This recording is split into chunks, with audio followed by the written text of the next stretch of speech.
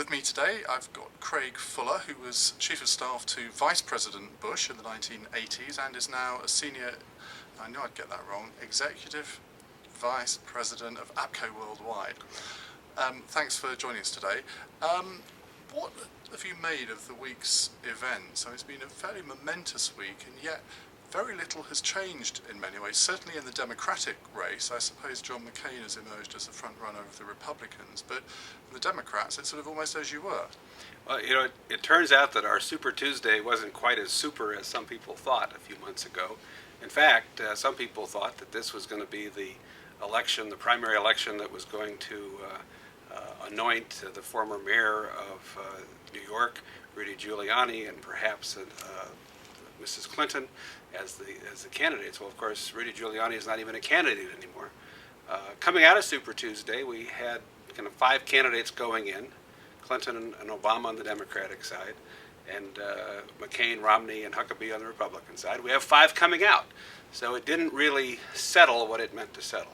I will say that Governor Huckabee certainly made a stronger showing in the South than some thought he would, and it's cause for him to continue.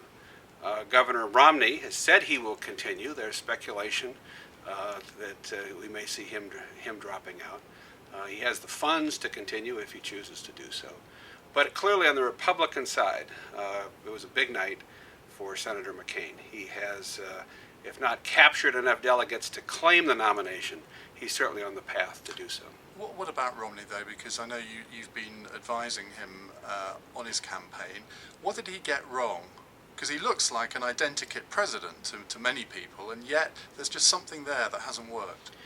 This is his first time out as a presidential candidate. I suspect if it doesn't work out this time, he might consider doing it again. I think he had some trouble connecting with the voters. I think for some reason, the message that he was delivering as an individual who had business background, he could deal with the economy and the economic issues, well, it seemed to help a couple of weeks ago. It didn't play as big a factor in this past week's Super Tuesday as it had in the past. And again, for some reason, that connection just hasn't been made.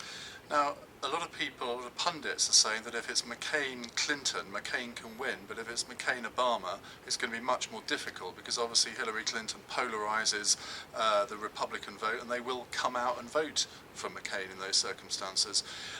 What do you think John McCain's got to do over the next 6 months to prove to the more conservative elements of the American electorate that he is one of them? Well, he has an opportunity that he's taken advantage of this week, and that's speaking to the conservative group here in Washington, I believe it is. But in that speech, he was clearly reaching out. He's also said to conservatives, hey, give me a chance. You don't want to elect a Democrat just because you have issues with me. Give me a chance. And so that dialogue is clearly underway and has to continue. He can't have what is the activist part of our Republican Party staying home. That just won't work. So he's got to win them back. But he also has to look at the general election context. He has to be able to appeal to people who are concerned about our economy. He's very strong on national security and defense and foreign affairs. He's an American hero.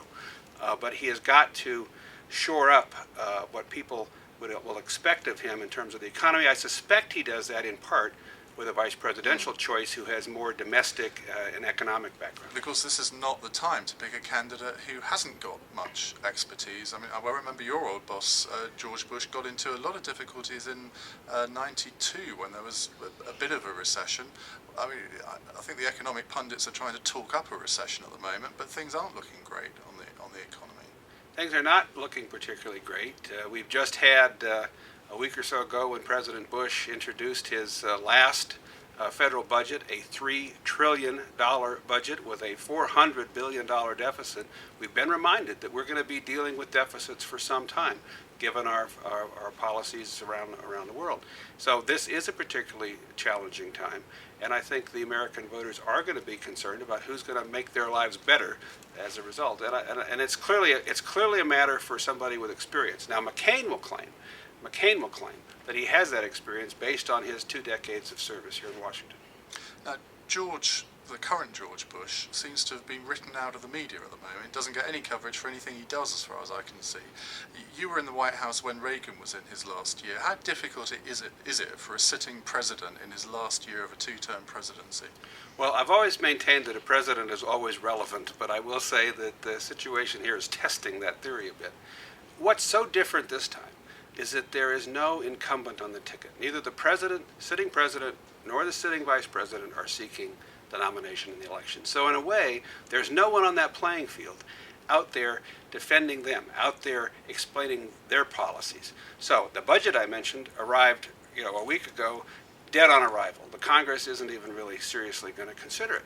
And that's the problem. Now, anything that happens involving national security or foreign affairs, absolutely President Bush will be front and center. But he's going to have a difficult time, and he's going to, I think, have a difficult time accepting the fact that the attention is more and more going to focus on these two front runners, whomever they may be, from each of the two parties. Final question. What was George Herbert Walker Bush like to work for? He was absolutely a wonderful individual. He is a very caring, a very compassionate person. He builds relationships with people all over the world. In the 4 years that I had the privilege of being his chief of staff, we went to over 60 countries, and that's on top of visiting to every state in the nation, and he had friends throughout every state.